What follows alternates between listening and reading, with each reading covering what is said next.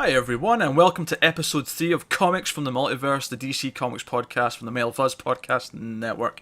I'm Peter Bradley, and joining me as always is Matt Sculthorpe. Hey, what's up, people? And Connor Ryan. Nice to see Pete's finally nailed that intro. Well, did you see what I did to make sure it worked? I did. You kind of tricked yourself into making it like every other one.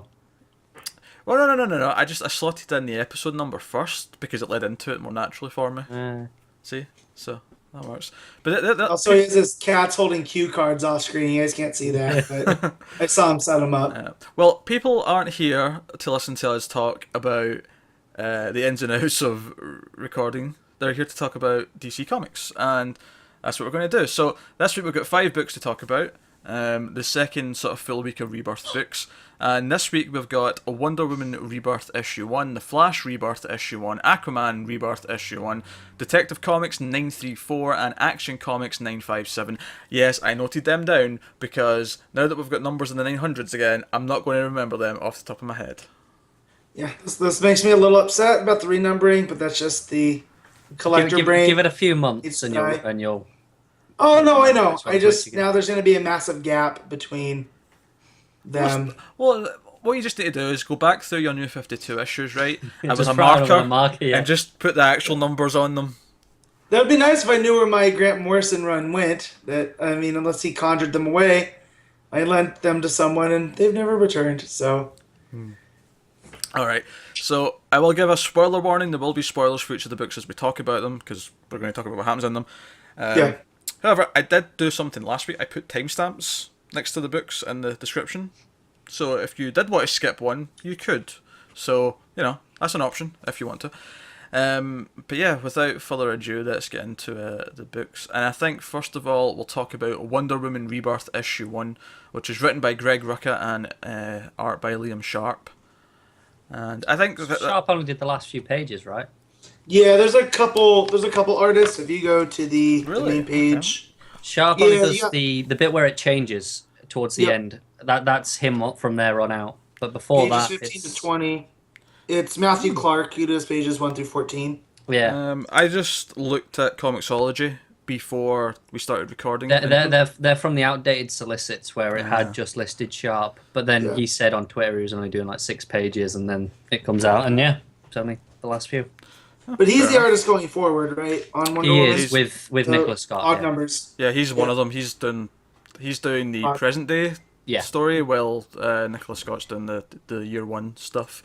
So, but no, this was probably, I hasten to say, the most anticipated of this week's books, because it was Rucka coming back to DC. He was originally planned to do Wonder Woman Earth 1, and there was a bit of a kerfuffle about that because he got taken off of it. But now he's going to do year 1 instead. But of course, this was the Rebirth issue, and this was very much alright, let's just iron some things out. Here's what's kind of in the origin now. And there's some things that are still not quite sure if it's in the origin or not, but we're going to straighten those out. Yeah, it's kind of like the DC byline right now. It's just like, all of it happened, but some of it didn't. Wonder Woman's particularly messy, though, isn't it? No one really knows, especially with Azzarello's run feeling so disconnected to everything else in the New 52. Yeah, it's not really sure how much of that took place. Wonder Woman was always kind of messy anyway, because every time, every time like a new big run started, it felt like the writer wanted to do their own thing. Yeah, just rewrite the origin so it matched what they wanted to do.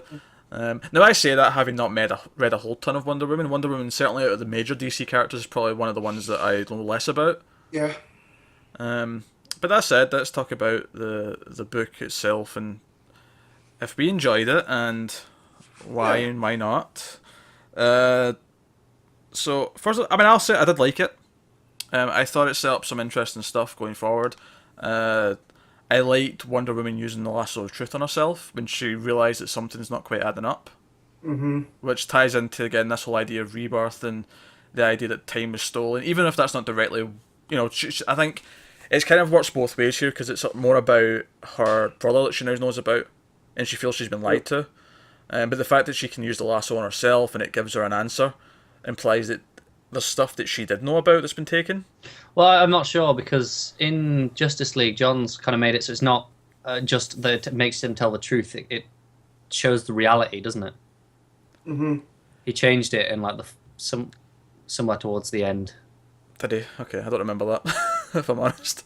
Yeah, I think it was somewhere in the midst of Darkseid War. He changed it so it shows reality. It makes them say that it just shows the reality of things, not just the truth, which is, I suppose, it's a differentiation. It is. I don't know if I like reality. No, because reality is perspective, right? Like, Yeah. Because like if she tries to use it on Joker, who has a completely broken sense of reality, what's it gonna do? Yeah, exactly. So I mean, it is again Wonder Woman being quite messy. Yeah. You know. Yeah, I don't know if I like that change, because that makes it feel almost too powerful. Like, I don't like the idea that, for me, for someone to tell the truth, when the lasso goes round them and they tell the truth, for me it has to be something they have to somehow know or did know. Yeah. I don't like the idea that it can just pull out answers that they even... Maybe he's changing it back, and you know, Maybe. I'm sure we'll find out going forward.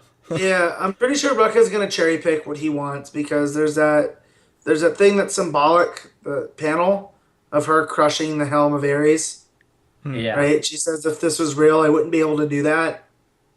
So, and I like the Azzarello run for what he did with the Greek gods, but if that's just gonna stand alone, that's fine. It is, but at the same time, I really liked her being the god of war, and I thought it was a really nice duality to her as like an ambassador of peace, but also the god of war. Yeah, but now if you're gonna delve back into the whole Wonder Woman superhero That's true. angle, then it's gonna be a little bit different, because we're gonna go back to Themyscira. We're basically gonna see her year one coming up too. Yeah. So, which is nice, because it means that at least the year one will set the origin straight for going forward. Now, and of course, until someone else decides to fuck with it in a couple of years' time. This is the great thing about calling it year one. Once you call it year one, that's it. True. That's Sticks. true. I mean, that's what Batman year one stuck. I mean, well, it helps that they've also adapted it as a movie so many times.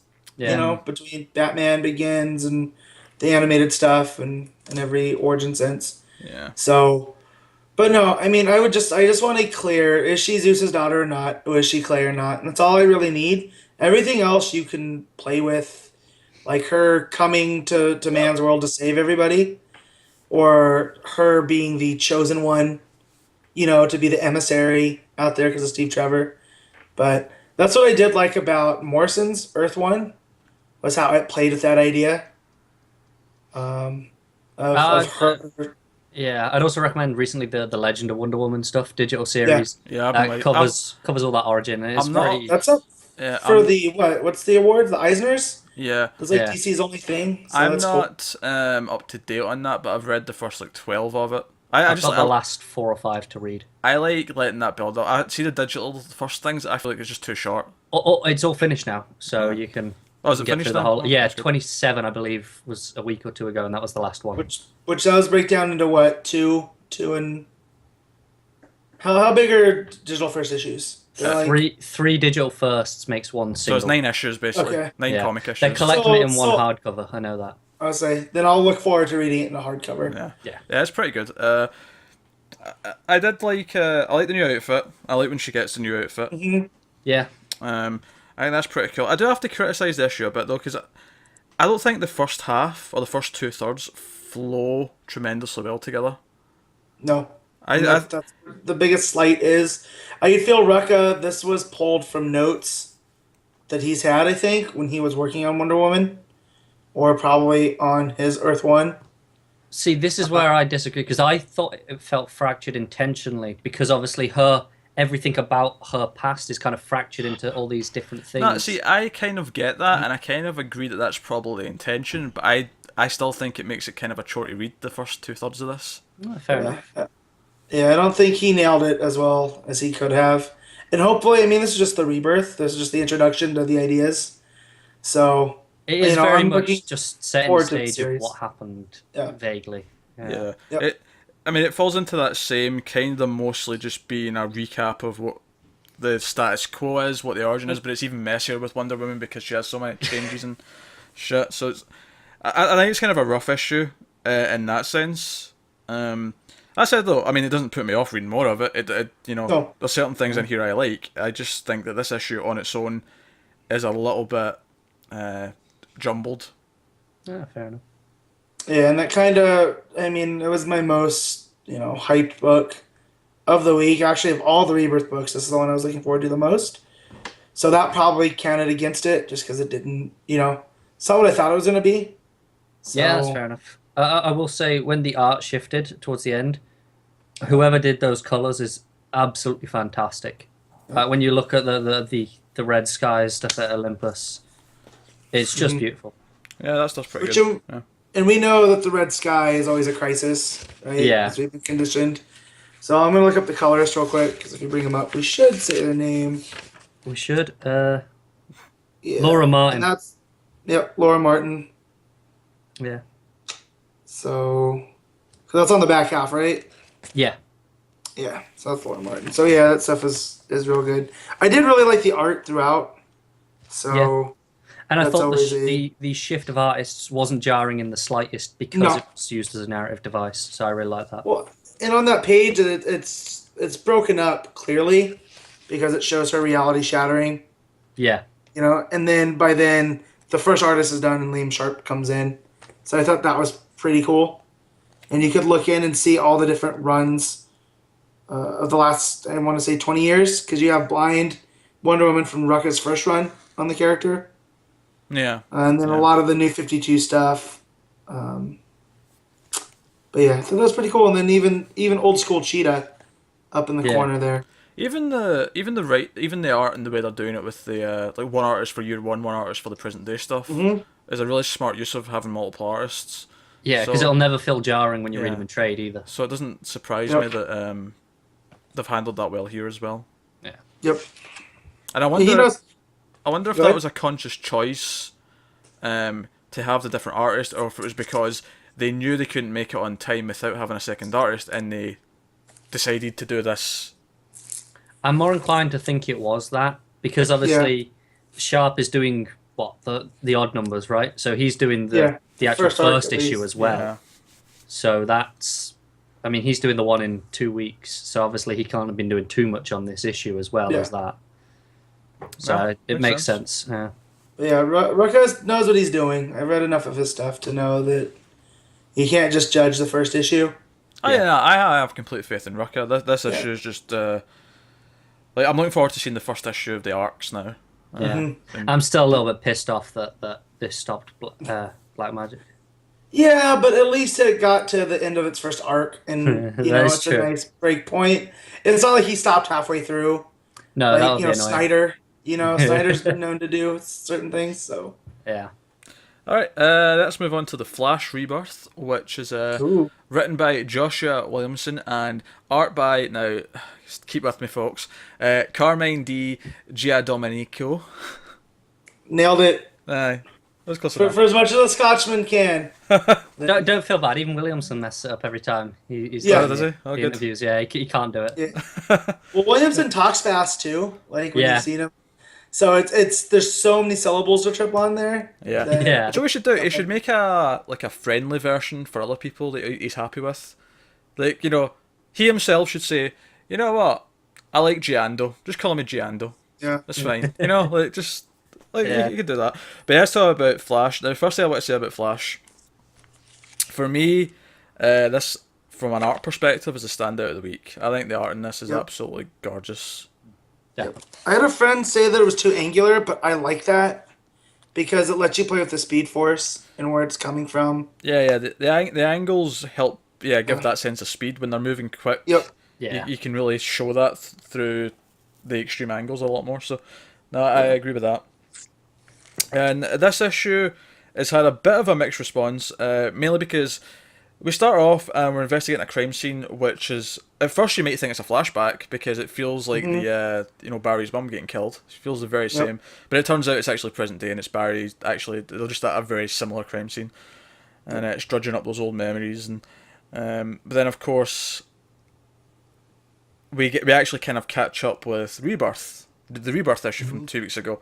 We see this scene from a sort of a different perspective of Wally coming back and Barry pulling him out of the Speed Force, and we get a little bit more of those things afterwards. So, well, not just that too. It's that the Speed Force, even before Wally appears to Barry, is giving Barry these weird visions. yeah, that's Like true. he sees Zoom, and kills him in a vision, and it starts to make Barry feel like something bad's on the way. Yeah, and he also sees Godspeed, which I guess is a sort of mirage of the future.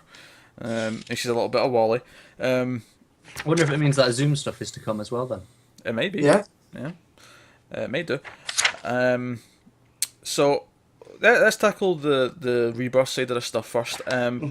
Okay, first of all, the scene of them getting reunited still hits hard. Yeah. It just does. But what this does is it's almost like filling in some of the blank spots right after, in the sense that you sort of go, okay, so now that Barry knows this stuff, does he try and tell Iris? It's like these kind of things that this immediately just brings up, and he's like, oh shit, I need to go tell Iris. What the hell? Like, because I love Wally's reaction when Barry says that Iris is his friend. He's like, friend? Your friend? I really like that. But, and this idea that he wants to go and able to tell it, and Wally's like, no, wait, no. Like, this broke my heart when I tried to tell Linda. No, we're not doing this again. We have to. And it explains why they're not just going to tell everyone right away. Yeah. Why they can't. And it also brings Batman back into it. And the idea that Barry and Bruce are going to be the ones trying to solve this mystery. And I like what Barry says about Batman. That, he's not just a detective, he's a scientist, and that's where they can get along. Because Batman takes the very methodical, there we go, that's the word, approach to everything. And it also confirmed how the button shot out of the Speed Force, which I don't think a lot of people picked up on while reading the Rebirth issue, so... No, it's there, but it's kind of buried in one panel, and it's easy to miss. Yeah, I didn't notice it my first time reading it. I noticed it my second time. Yep. So it's cool that they pointed that out, that it did come from the Speed Force, and that, I always loved the idea of the Speed Force being a actual living, breathing thing. Yeah. So, the fact that it seems like it's going to have a role to play throughout the larger story is real cool. And it was in here that he said, too, that there's a truce between, like, the Justice League and the scientists. Like, you leave Barry to explore the Speed Force. Like, no one else should be examining it. Yeah, I like that. No one else can really do it properly. Also, one of my favourite pages of this week was the double-page spread of Barry and Wally running in opposite directions when they agreed. Because that's the other thing. This also... It also sets up Flash, but it also sets up Titans, and it also sets up, as we said, this whole Rebirth plot going forward with the Watchmen. It sets up all these things. It's actually quite an integral book in that sense.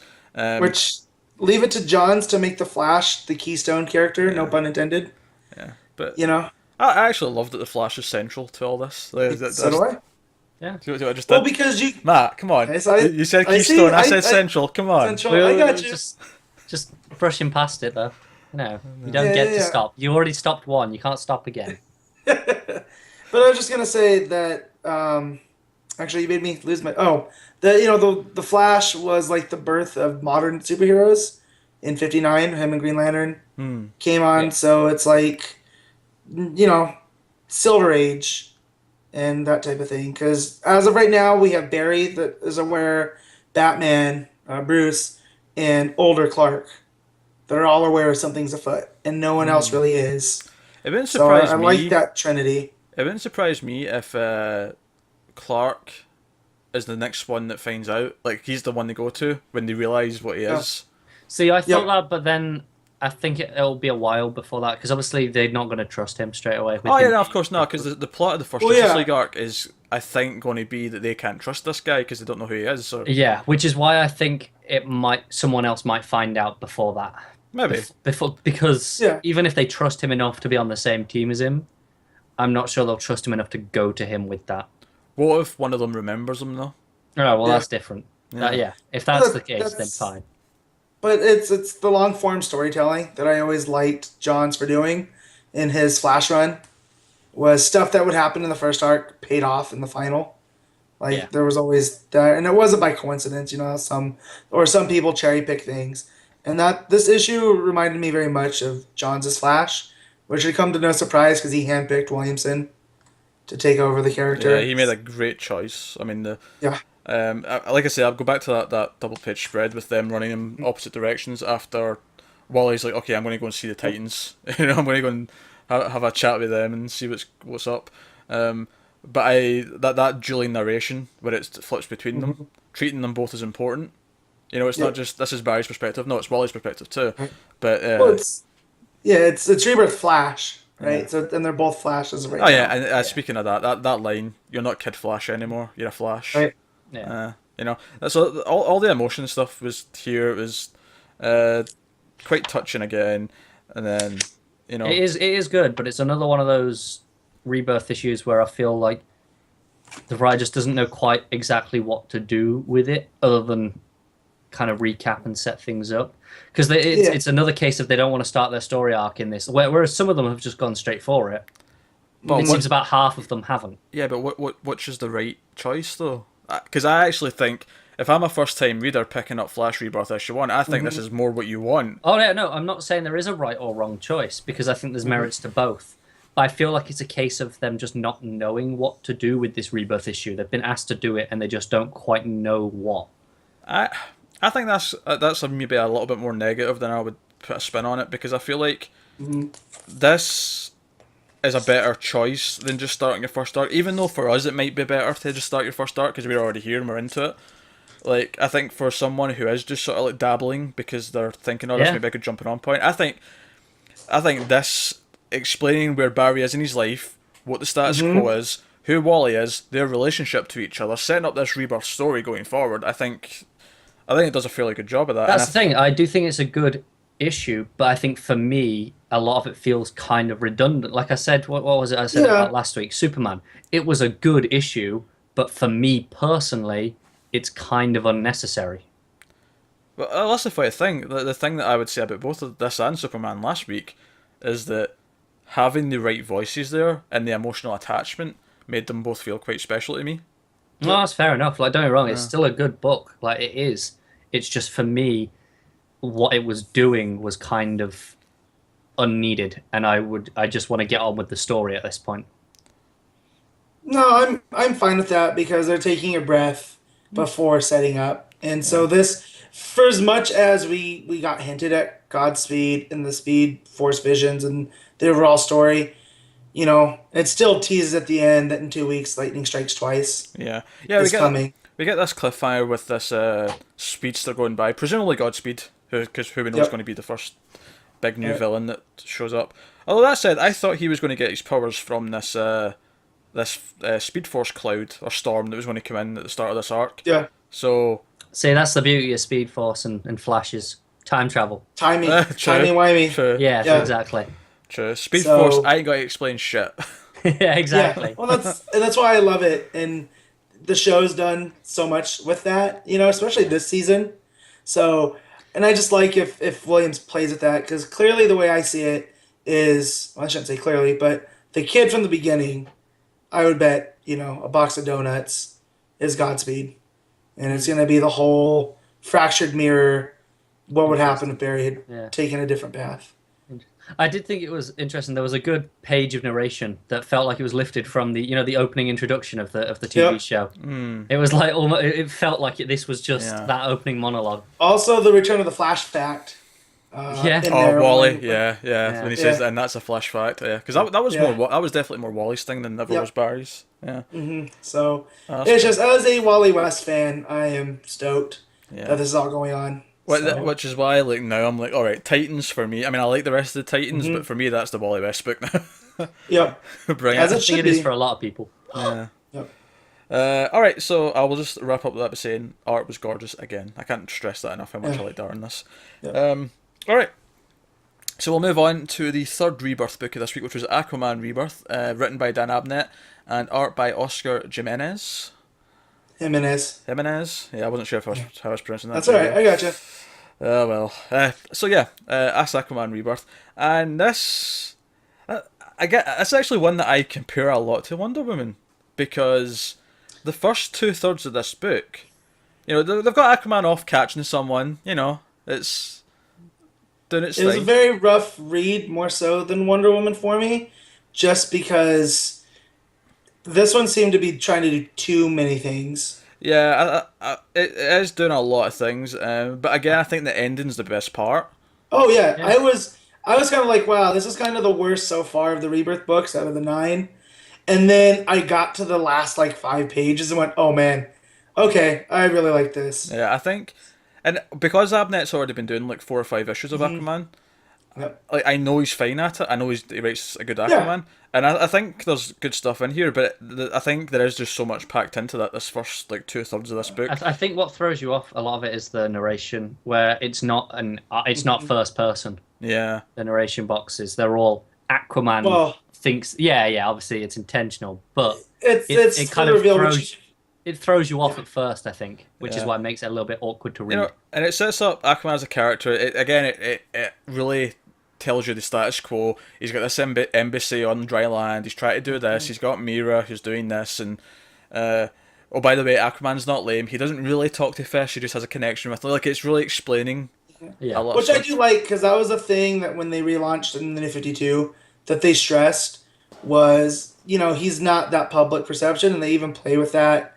here. Like there's an Aquaman cartoon the kids are watching with cartoon sea animals, and It reminds me a lot of the first arc of the New 52, Yeah. where he comes out and the they're all trench. laughing at him and stuff. Yeah. Oh, well, I think that's very intentional, especially with the scene with Yeah. the two of them in the diner at the fish Yeah. restaurant. Yeah. Well, it's the same diner. Yeah, it's the Yeah. same diner.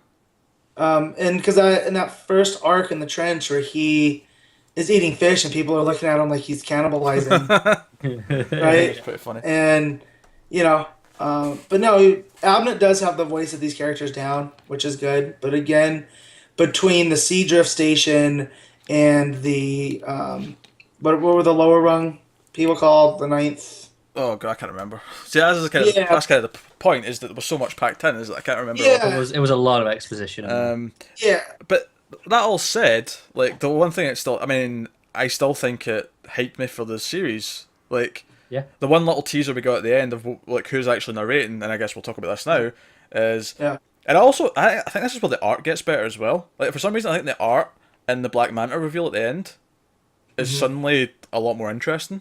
I don't know if it's because they're playing a lot more with darkness, because I've got all I the think shadows in his face. it's a lot less clean cut as well. The lines Yeah. aren't quite as clean. Yeah.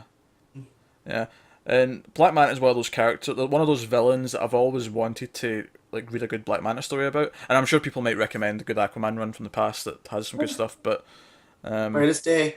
There's no like definitive Black Manta story. I've read Brightest Day, but like you know what I mean, like Yeah, but I was gonna say that's to me from the Aquaman I read the most because during the '90s he became a mutated half man, half manta ray.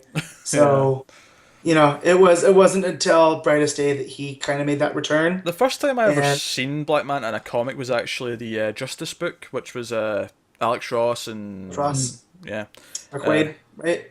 no, that wasn't Mark Waid that did Justice. No, No, was it just Alex Ross? It was Kruger, I think. What's it? We're gonna look this up real quick. Keep talking. I'll research. Yeah, but no, I saw Black Manta in that because that book had like tons of villains and side characters from like, all over DC, and I always thought he looked cool. And that was when I read that book like 10 years ago, whatever it was. That was like, oh, is this like Aquaman's arch nemesis? And it is. That's who he is. And I always thought he seemed cool. So I'm excited. You're right, Jim Kruger. Yeah, cool. Oh, he was right nailed it. once. Hi. I probably only remember that because I was thinking of Freddy Krueger. I probably just Probably. thought his name reminds me of Freddy Krueger, and then that's how I've remembered it That's all how these it's years. stuck. Yeah. Yeah, all these years. But no. yeah, Black Manta, he's got that gnarly scar on his face, right? Yeah, From Aquaman's trident, and It's just a calls cool him a as fuck murderer. helmet. Yeah, I like the helmet. which reminds you that in an act of vengeance, Aquaman accidentally killed Black Manta's dad. Yeah, In a fit of rage, right? Gave him the heart. Did Black Manta give Aquaman's dad the heart attack? Or vice versa? I can't remember. But, I probably. love it when villains are personally driven. Like it's not just like, hey, I don't like this guy. It's oh no, he killed my dad. Yeah, I And don't know. It's a very ruined personal, his life. very Yeah. personal story or personal vendetta. Hmm. Because I mean, when the narration ends, when it gets to the end of the book, he's talking about everything that Aquaman has in his life, and he's talking about Mira and saying how she's the most important thing. That without her, he like would crumble, and then he's like, "That's why I'm going to start with her. I'm going to take her away. It's going to symbolize this, and then he's going to tear him down." So, no, I like this. I think Aquaman. Having read a lot of the New 52 Aquaman, in fact, most of it, I read a lot of John's and I read a fair bit of what came after, and Yeah. Abnett stuff at the end. I think one thing that Aquaman probably needed through a lot of that was a main villain that was really like Yeah. where you knew who Yeah. the villain was and you remembered them, and not just another person from Atlantis, number 52, or whatever.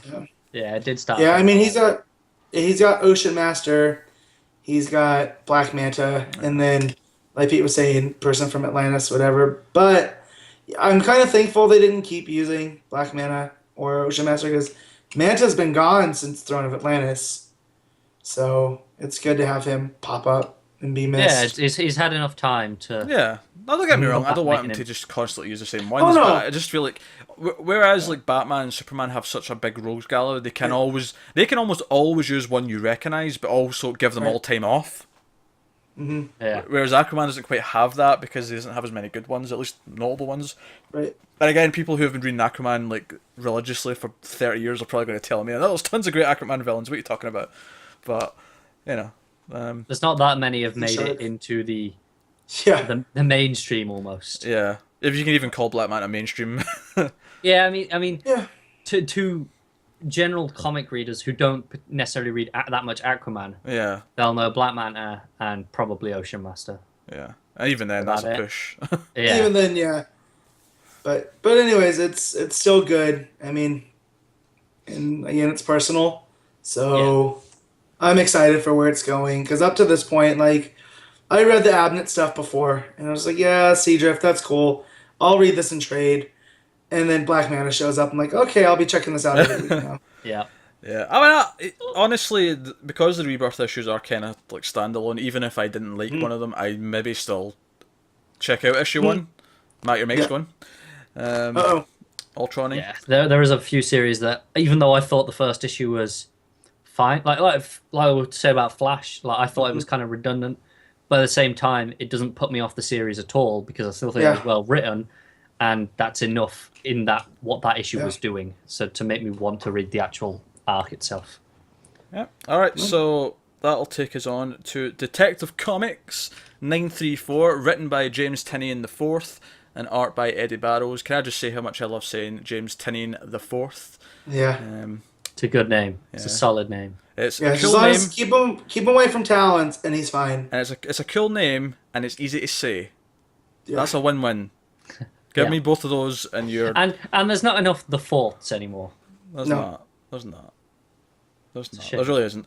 But Detective Comics, this is of course the team book where Batman and Batwoman are going to train Stephanie Brown, Cassandra Cain, Tim Drake, and Clayface is the the one that sort of sticks Yeah. out a bit. The wild card. The wild card. Yeah. But we'll get to that. First of all, the art's pretty good in this one as well. Yep. Eddie Barrows. He draws Gotham very well. Yeah, it Yeah. kills it.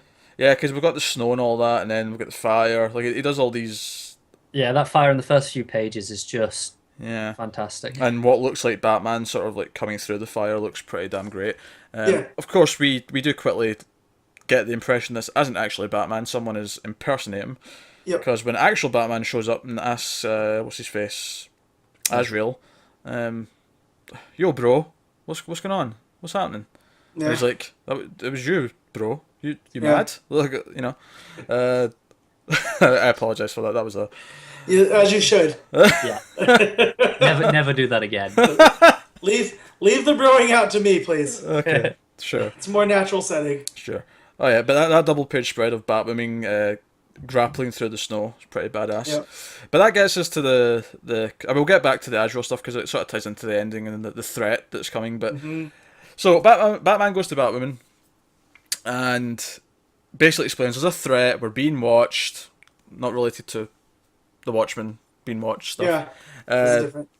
And says, right, we need to recruit a team, we need to put a team together, and you're better for this because you've got more of a soldier mentality.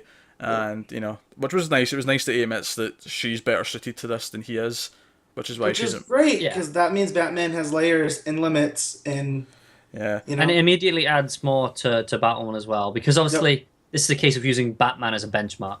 And if he thinks that she's better at something, then obviously she must be really good. Even if you have never read anything with her before, it just immediately sets.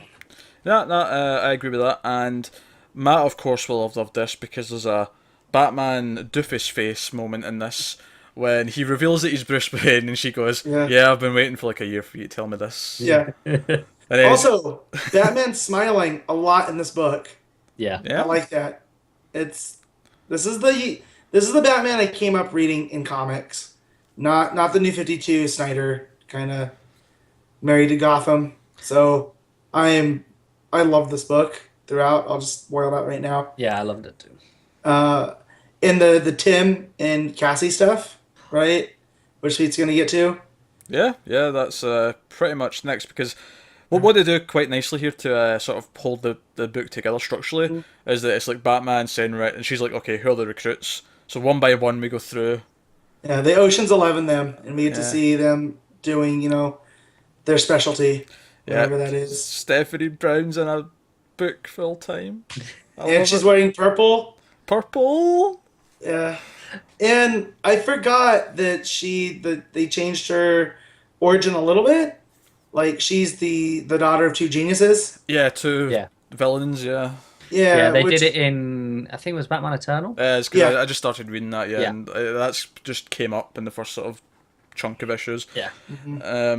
Which, whatever. I mean, admittedly, I do. For me, Stephanie Brown's always had a good relationship with her mother, and they have waffles at morning for breakfast. Yeah, and that's why I was reading Eternal, and then I got to that horribly drawn one, and I couldn't read it anymore. There is a handful of issues in that just look bad, but they're always so scattered throughout of where they are that you can, if you just get past them, it's alright. If I could just find the Stephanie Brown story from there without having to read anything else, you know, someone hit us up and let me know where I can find that. That'd be great. I don't know. It's kind of interspersed with other stories. It's tough. It's not like she just has her issues. It's like, you know, it's mixed with the other story. It's the internet. Let's make it happen. Someone go through and edit it out. And make supercut, do a director's cut of just the Stephanie Brown story. I'll be honest, I'd probably jump in that as well if I could. Our banter with Tim, which again is kind of going back, because Tim's the next one who shows up, and Tim and Stephanie did have a lot of interaction way back, like when Steph was first around. Yeah, they were boyfriend girlfriend for a little while, and you know he helped her through the pregnancy that everyone forgets. You know, when she was spoiler. So, and then she becomes Robin, you know, in all those old stories. Yeah. But, you know, they've always been close. So... I just like this, like, old married couple style bickering that they have. It works so well. And they're both meant to be about, 17, 18? So, it just adds, like, a layer to it. Yeah. But that's the point, though, is they're fun, and there's banter, and they feel like they have their own voices again. I mean, I don't think Tim's had his own voice since before the New 52. No, he's been generic Robin number 4. It disheartens me as well, because he's my favourite Robin. And well, he's the best Robin. He's been so badly treated. Yeah. Well, hold on, moving up. By best Robin, do you mean a better character than Dick Grayson? Because I will disagree. No. Best better Robin. At being Robin. Yes. Right, okay. No, I can accept that, but I will not accept... Because Damien's Damien, right? Like, he has his own things that define him, and then Dick was the first Robin, but... To me, he's more Nightwing, or even just Dick Grayson. But the Robin, when I think of Robin, I think automatically of Tim Drake. Yeah. Because he was the heir apparent to Batman, where he figured out Batman's identity all on his own. Not in the New 52, he didn't. Well, no, but we're not going to talk about that, because that was garbage. Well, that's the thing, but I don't know if that counts anymore. Yeah, but to me it does. I'm sure as we go through these rebirth things and people may get their memories back, we'll get back to things happening. Like, you know what, Connor, every time you say does this count anymore, I'm just going to play you the gif from Star Wars Force Awakens where Harrison Ford says it's true, all of it, right? Yeah. That's it. Well, that was, again, we'll have to use an episode to talk about the cluster F that was Convergence. But the thing that came out of No, there, I never read that. I'm not reading it so we can talk about it. well, the point of it is because it kind of laid the foundations for Rebirth. That all of this happened, but it just happened differently, and that's what's added these changes. And No, but we're ignoring all that now. We're going to fix it all. yeah, but still, Still important to know your history, isn't it? That's where this Superman comes from. He came out of Convergence. No, I know that, but So it doesn't matter though. We're going to fix it. it still plays a part, but the thing is, well, as you said, as they get their memories back, I'm sure we'll be reminded of some of these things. So that's what made Tim so special. And they bring that up here, is that Cassie is like, oh yeah, for all your genius, you forget that I'm also really smart. So keep talking. Yeah, well, because I like that.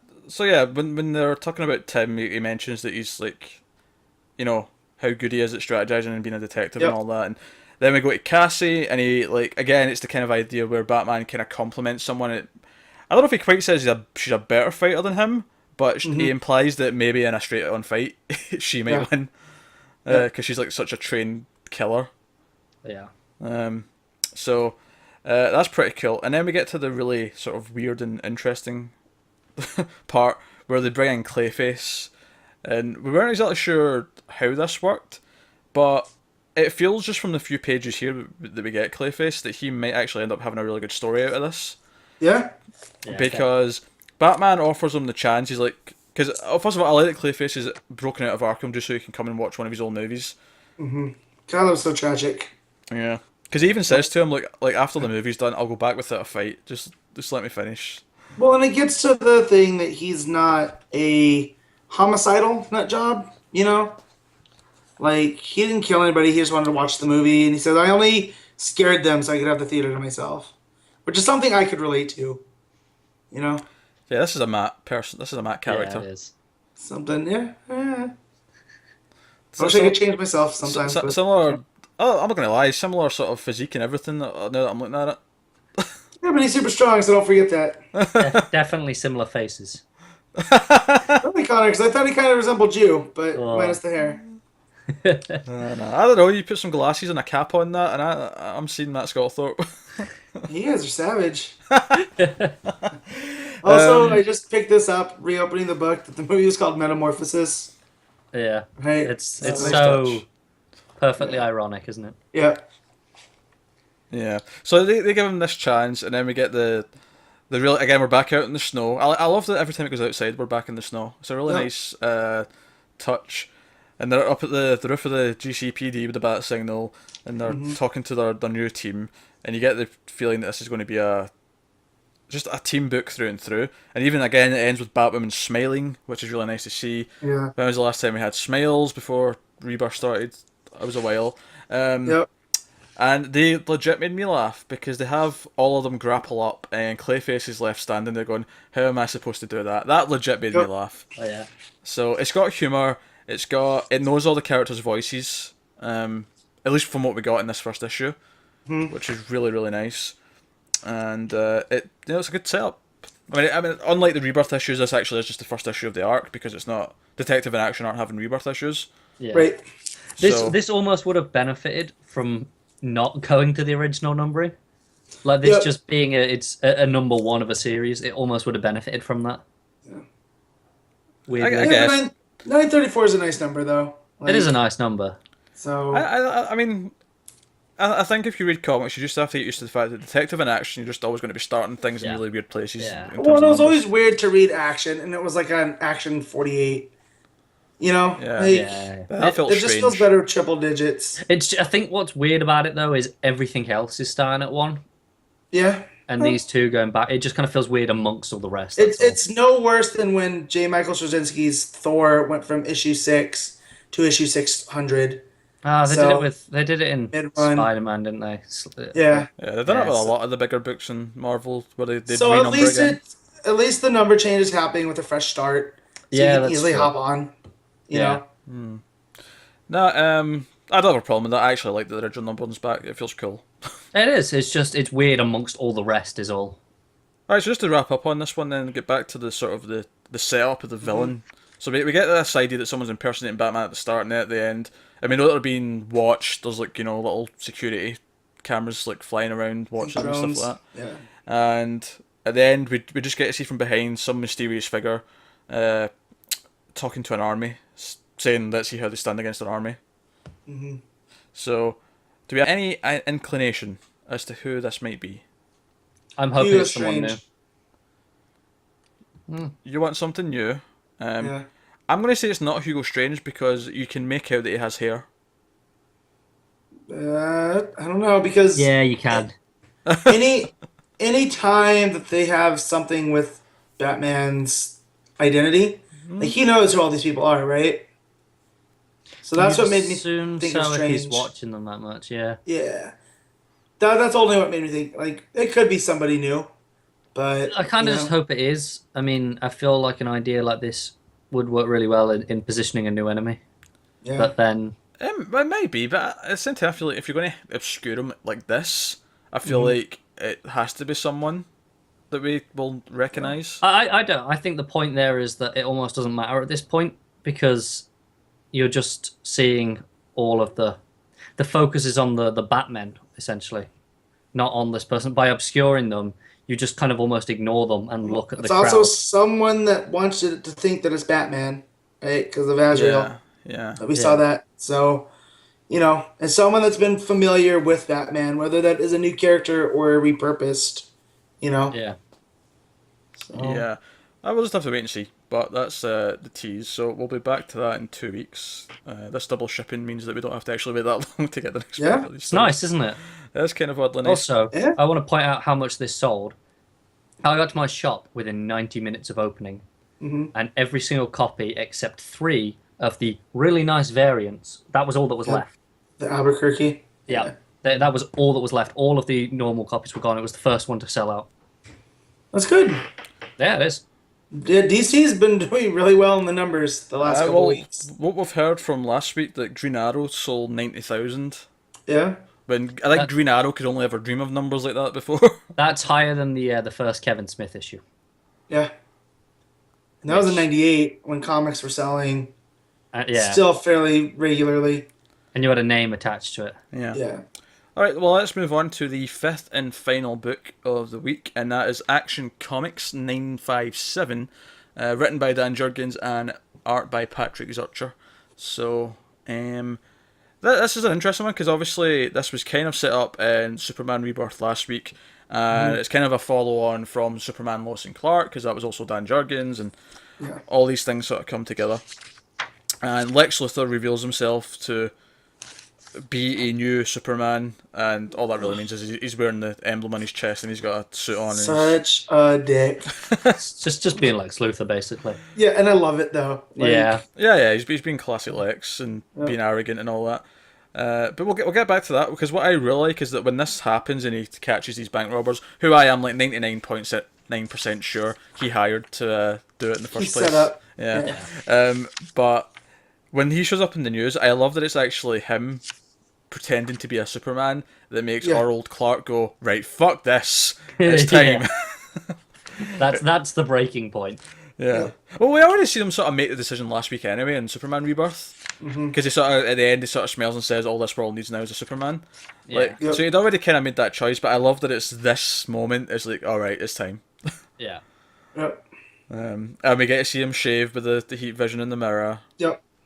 It's cool, but I really like the beard. I did like the beard too. I did like it too, but I mean it makes sense that he's going to shave it at some point. Yeah. It makes sense. So of course he goes to see Lex, and he's not buying what Lex is selling, and he basically picks a fight, which is interesting. Yeah, see, this Lex doesn't have the same relationship with this Superman and vice versa. Yeah. So I'm sure older Clark's he's just putting his old prejudices against Lex in here, because he is aggro from the start. Yeah. Oh yeah, so because Lex in pre-52, DC, it was just flat out evil, Well, he was president at one point, and he used that to try to put down Superman, and He ended up with an orange ring. Like, this dude's a supervillain, not just a villain, kind of how he's been in New 52, to where he's orchestrating things. He was straight out a supervillain. And them standing there with the capes on, having a conversation above everybody, is such a great visual. It is great because they're both above everyone else, just in different ways. But that Exactly. puts them on level playing. Yeah. Yeah. And they have a bit of a fight, but the real stuff that happens in this issue is all kind of towards the end. It kind of like sets up these different things. For number one is the mystery of who this new Clark Kent is, Yeah. because Clark Kent shows up at the scene of the crime, or well, I say crime, you know what I mean? Fight. The fight. Yeah. And Jimmy's like, wait a minute, because everyone knew that Clark Kent was Superman, and they saw Superman die. Yep. Yeah. And now this new Superman's showing up, and when this Clark Kent's showing up, now unlike Superman, we have no idea who this Clark is. Yep. He seems to me like Max Landis's. Like, I don't think this, but just the way he's dressed and the way he carries himself, it's like Max Landis's American Alien Clark. Oh great, that's just going to get wonderfully simple and not confusing at all. Yeah, and I don't think it is, but I think that's just how they're writing him. Is he is a very modern Clark? Essentially, what the New 52 should have been for Clark. Exactly. Yeah. So, and I'm sure there's going to be some trickery revealed. But yeah, I can't figure out how they're going to try to resolve this. No, I'm confused as balls by this. Yeah. Yeah, I don't get this at all. But like that's fine because it's meant to be it's meant to be a mystery. We're meant to be going what the hell's going on. It's a first issue, and that's supposed to be what's drawing you in to find out what's going on. Yeah, and of course the other big thing is that these thieves were actually transporting what turns out to be Doomsday, as you do. Which shows that Doomsday was here in the New 52 era, but just kept under a lock and key. As if someone knew you can't let this beast run. Well, we Right? saw. Well, we had Doomsday and Doomed, right? Yeah, there was a Doomsday arc. Jesus Christ. I'm sorry to remind you of Doomed, but it did happen. Yes, I know. I tried to put it out in my mind. He got vaporized and all that. Yeah, that's... But then why is he all wrapped up in his containment suit? Well, I don't know the answer to that, but I like that he is. I actually think it's really Yeah. cool that he's in his suit. Yeah. Because that tells me that he hasn't gone on a rampage yet, right? Because that's So is how it we were a- is it a introduced to him in different the Doomsday 90s. I'm thinking maybe. I'm more This is what I inclined. mean. This is a weird issue because it's intriguing, but it's not exciting for me.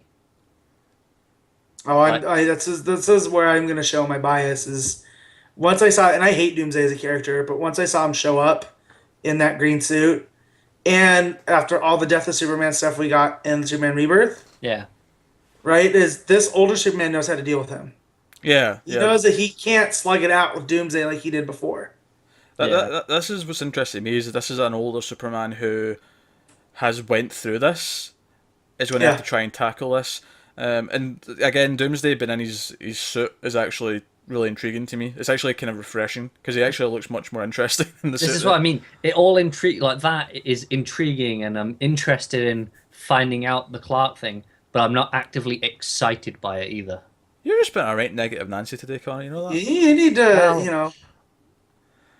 you need to rewrite yourself, man. Everything's been fine. I'm not put off No, the next no. issue. Like, No. I think it's a good issue, but it doesn't excite me either. There's a difference. It's a good issue, and I enjoyed reading it, and I'd still recommend it. I'm looking forward to more but I'm looking forward to more just because I'm interested in finding out the answers rather than the actual thing exciting me, like some of the other books have. I enjoyed this issue, so Yep. I still enjoyed it. So Action's been my go-to Superman book for the last, however long Pack had it. So the fact that it's keeping its, Pack was there since what, 21? I think so, yeah. So around So then. it's been for a while. something in that region. Because the first issue he had to do was the 0 year tie-in. Which I think Yeah. was actually probably the Which best was- issue still. 20, no, that was 25. 25. Right, Was it? well, Okay. that's right there. Yeah. So he's there for 2.5 years. But just to my point that it's been my go-to Superman book because, Gene Gang's Superman was fine and Jeff Johns' was fine, but it wasn't like, it didn't feel definitive to me like that one did. Yeah. So the fact that if this is going to be the definitive one with him balancing Superman and not so much the Lois and John stuff, which I think is more Tomasi and Superman. Yeah. I'm more Which, than okay. but that excites me more personally. That stuff. See, I'm excited for both, but I like that. I like that John and Lois are here. I love John getting excited when his dad flies off. I like that they're in this book and they're not just relegating them to the Superman book Yeah. and pretending it's all there. Because I feel like Yeah. Batman has kind of done that with Detective and then Batman. Yeah. It kind of feels like the Bat family doesn't really exist in the Batman book. It's all being covered in Detective. That's kind of always been a thing though when you have characters like this that have like multiple books. And you always, the way I always look at it is like they don't really run concurrently. It's just kind of like the arcs kind of slot in one after the other. Yeah. Sure, but the thing is with Action and Superman, I like already that the family are in Action as well, and they're not just in Superman. Yeah, but they're not the focus like they will be in Superman. Yeah, they're not the focus, but they're there. But I often feel like in Batman, they're not even there for a lot of it. Right. Alright. Art's pretty good. Art's really good. Yeah, no complaints here. It's Patrick Zurcher. He's great. I've been a fan since his stuff, I think, was on Suicide Squad. I think his style suits Superman actually. Yep. More so than Green Arrow. He was on Green Arrow for a little bit. Yeah, I thought it was a bit weird on that. Yeah. It's interesting how much I think he suits Superman, considering his Suicide Squad was very dark. Gritty. Yeah, gritty, and it's adapted really well to Superman. Yeah, well, I think, I mean, obviously that'll be in the colouring and stuff like that. And Well, yeah, but just the way he draws them too. Again, that panel of Superman and Lex hovering over the people, arguing who's the real Superman. Like that's you could not put composition, word. Yeah, you could not put that word, any words on that page and still get the same vibe. So, yeah, it's very good. It's very good. So I'm happy to say that for the second week running, I enjoyed all of the books to varying degrees. Same. Nothing. We're 9 for 9. Well, Connor says he has. I don't know what he said throughout the episode is making me feel. No, the like thing is, I feel like they weren't perfect issues and they had flaws, but I enjoyed all of them. yeah. To varying degrees. I think I enjoyed some of them a little bit less than you did, perhaps. Well, But my I still say bias- I read them. I enjoyed them. I've read all of them twice, and I enjoyed all of them. Yeah. My bias is in full effect there. I'm just happy to have good Superman again after the Dark Days that was the New 52. So I think I would expand that and say I'm happy to have good DC again after the dark days of the New 52. it's true. So, all right. So as we did last week, we're going to rank them and put our lists in order. Matt, you can go first this week. Number 1 and through to number 5. What would you have? Yeah. So 1 through 5, The Flash was my favorite of the week. Even though it was redundant, it hit all the right stuff. And then Action, and then Detective, and then Wonder Woman, and then Aquaman. I just thought Aquaman was a rough read until those last 5 pages. But yeah, strong week still though. Cool. Connor? Right. So first up, I have Detective because it was just fantastic and fun and better than I'd hoped. So obviously, then I'm going to go with Wonder Woman and then Flash third, mainly because Flash, while good, I felt like I didn't need, whereas Wonder Woman, having not read the Finch's stuff, felt useful to me, so I enjoyed that bit more. Then Action, and then Aquaman at the bottom, for the same reason Matt said. Obviously, just yeah. For me, I'm going to put Detective Comics at number 1. It's just fantastic to have a Bat Team book, and I think I like this more than Batman Rebirth issue 1. Yep, Which that's fair. Which is really exciting. That might be my favourite Rebirth book yet. Well, it's going to be between one of your number 1. Yeah. One of the between this week and last week. I'm torn between that. Well, not necessarily. I could have had 2 books last week that were better than Detective.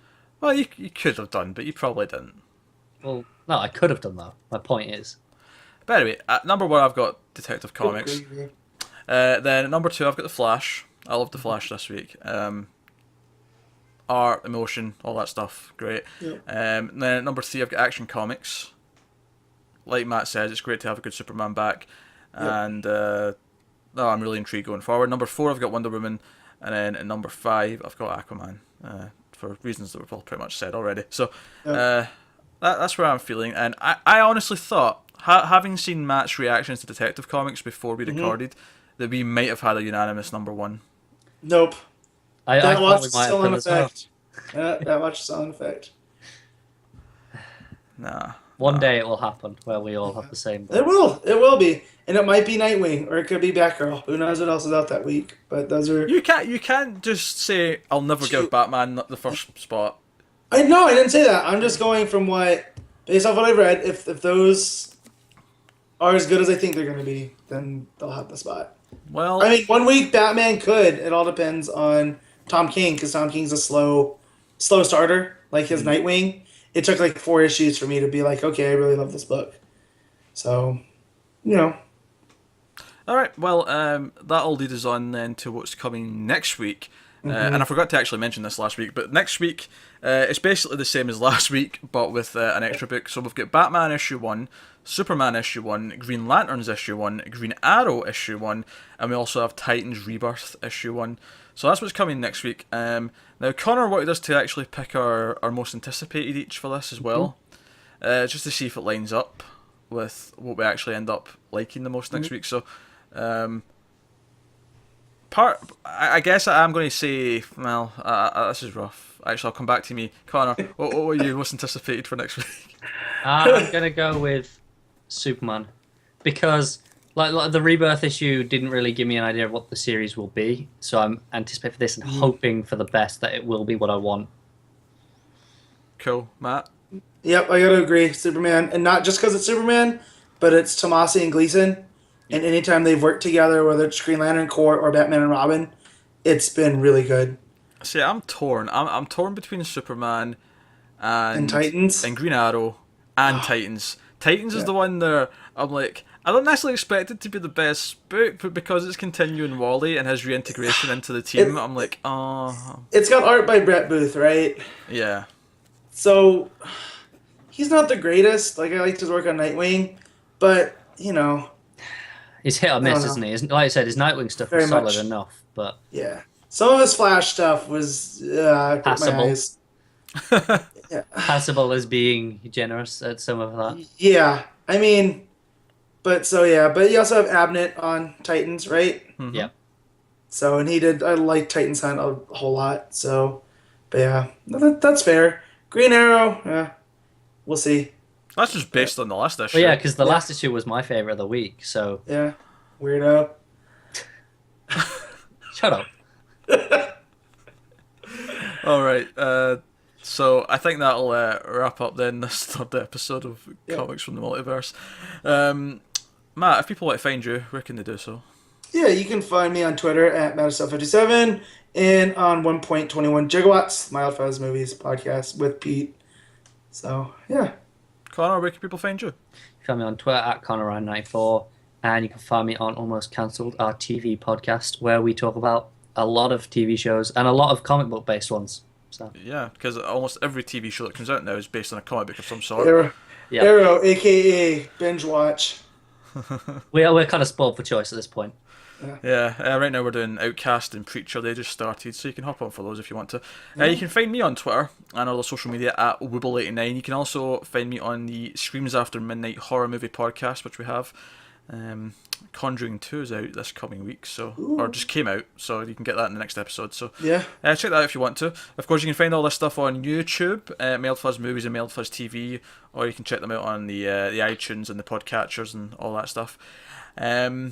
But of course, follow us as Mailed Fuzz on Twitter at mailed_fuzz. Emails mailedfuzz@gmail.com. If you've got any questions or anything like that, you can do that. Like and subscribe, rate us 5 stars on iTunes, and all that kind of stuff. It helps us out. But that's pretty much us, guys. So keep reading comics, and remember, guys, never get lost in the Speed Force. And long live the Legion.